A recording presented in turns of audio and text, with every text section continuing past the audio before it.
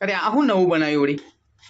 આજે એકદમ ફટાફટ ટેસ્ટી અને જોતા જ ખાવાનું મન થાય એવું 5 જ મિનિટમાં સિંગ ભુજિયાનું શાક બનાવ્યું છે. જો હા, જોરદાર સ્મેલ આવે છે ને. આવે છે. હા, કઈ રીતે બનાવ્યું આ? ચાલો શીખવાડું. આજે આપણે ફક્ત 5 જ મિનિટમાં બની જતું સિંગ ભુજિયાનું શાક બનાવવા માટે અહીંયા આપણે સિંગ ભુજિયા લઈ લીધા છે. 2 ટામેટાની પ્યુરી કરીને લીધું છે. 2 ડુંગળીને ક્રશ કરીને લીધું છે. થોડું દહીં, થોડા મીઠા લીમડાના પાન, લસણ અને મરચાંની પેસ્ટ લઈ લીધી છે. તો ચાલો ફટાફટ શાક બનાવી લઈએ. અહીંયા આપણે પેન ગરમ કરવા માટે મૂકી દઈશું અને તેમાં 2 થી 3 ચમચી જેટલું તેલ એડ કરી દઈશું. સિંગ ભુજિયાના શાકમાં થોડું તેલ વધારે હોય તો શાક એકદમ સુપર ટેસ્ટી બને છે. તો તેલને હવે ગરમ થવા દઈશું. તો અહીંયા સરસ એવું તેલ ગરમ થઈ ગયું છે અને હવે તેમાં અડધી ચમચી જેટલી રાઈ ઉમેરી દઈશું અને અડધી ચમચી જેટલી જીરું પણ ઉમેરી દઈશું. જીરું થોડું ચટકવા લાગે એટલે એમાં અડધી ચમચી જેટલી હિંગ ઉમેરી દઈશું અને હવે તરત જ લસણ અને મરચાંની પેસ્ટ ઉમેરી દઈશું.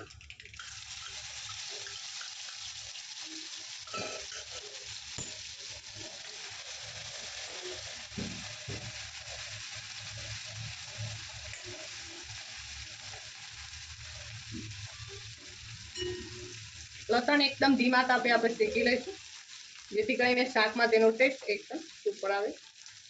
અને હવે તેમાં ક્રશ કરેલી ડુંગળી ઉમેરી દઈશું. ડુંગળીને પણ ગોલ્ડન બ્રાઉન થાય ત્યાં સુધી આપણે સાતરી લઈશું.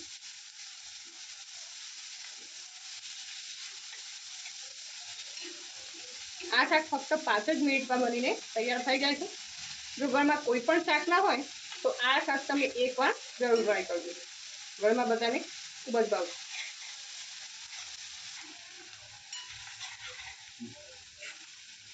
આ રીતે આપણે ડુંગળીને એકદમ સરસ રીતે સાતરી લઈશું અને ડુંગળી અને લસણ સારી રીતે શેકાઈ જાય ત્યાર પછી આપણે તેમાં ટામેટાની પ્યુરી એડ કરીશું. તો તમે જુઓ એ ડુંગળી એકદમ સરસ રીતે ગોલ્ડન બ્રાઉન થઈ ગઈ છે અને હવે તેમાં ટામેટાની પ્યુરી એડ કરી દઈએ.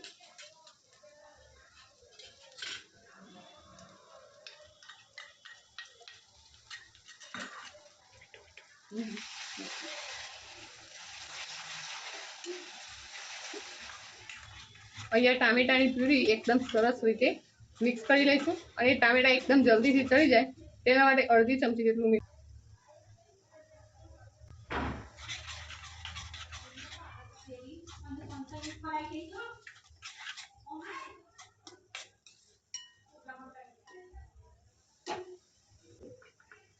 અહીંયા આપણે તેમાં હલકા એવા મસાલા કરી દઈશું. તો તેમાં અડધી ચમચી જેટલી હળદર, અડધી ચમચી લાલ મરચું પાવડર અને 1 ચમચી જેટલો દાણા જીરું પાવડર એડ કરી દઈશું અને હવે બધી જ આ વસ્તુને સારી રીતે મિક્સ કરી લઈશું.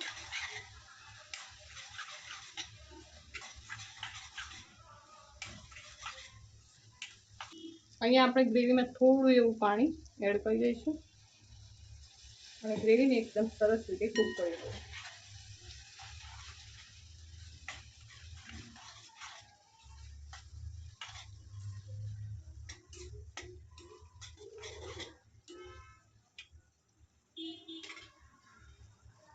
તો અહીંયા જુઓ ગ્રેવી એકદમ સરસ એવી કૂક થઈ ગઈ છે અને સાઈડમાંથી તેલ પણ છૂટું પડી ગયું છે. અહીંયા આપણે અડધી વાટકી જેટલું દહીં ઉમેરી દઈશું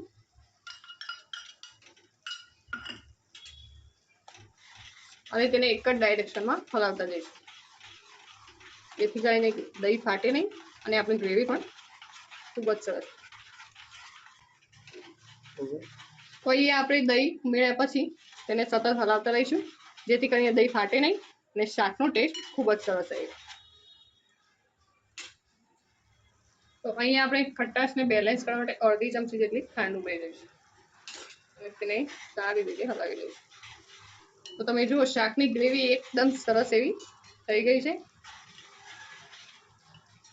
અને તેમાંથી સરસ એવી સુગંધ પણ આવવા લાગી.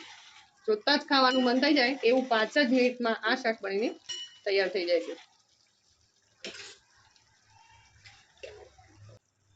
તો આપણા શાકની ગ્રેવી સરસ એવી કૂક થઈ ગઈ છે.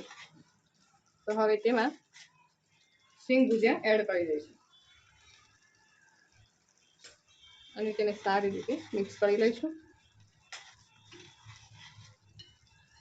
મિત્રો એકદમ ઝડપથી અને ફક્ત 5 જ મિનિટમાં બની જતું આ શાક તૈયાર થઈ જાય છે. જ્યારે પણ ઘરમાં શાક ન હોય તો આ શાક એકવાર જરૂરથી ટ્રાય કરજો. થોડી વાર માટે થવા દઈશું. તો અહીંયા આપણું શાક એકદમ પરફેક્ટ એવું તૈયાર થઈ ગયું છે અને હવે તેના ઉપર થોડી કસૂરી મેથી એડ કરી દઈશું. કસૂરી મેથી એડ કરવાથી શાકનો ટેસ્ટ ખૂબ જ સરસ આવે છે અને તેની સુગંધ તો લાજવાબ હોય છે.